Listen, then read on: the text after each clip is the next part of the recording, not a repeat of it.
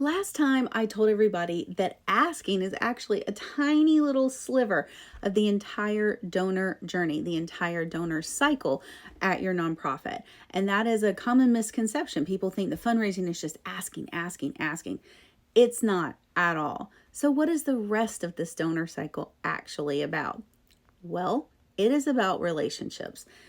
Building and maintaining relationships.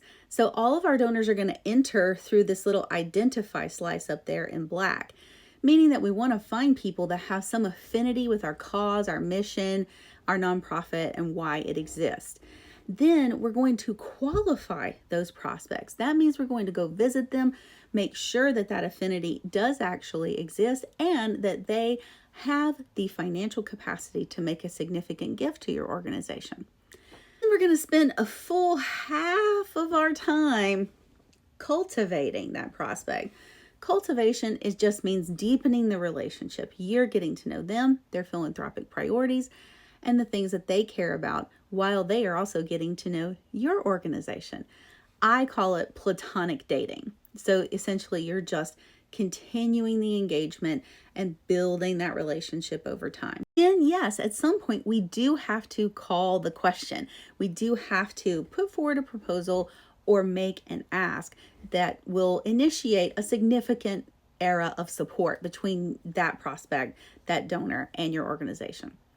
From there, we move back into relationship up there in the gray piece with stewardship. So stewardship is where we're thanking, we're recognizing, we're letting them know how their gift was utilized and what impact they have. And then ideally, we're re-engaging them and moving back into cultivation for the next gift once that other gift is completed.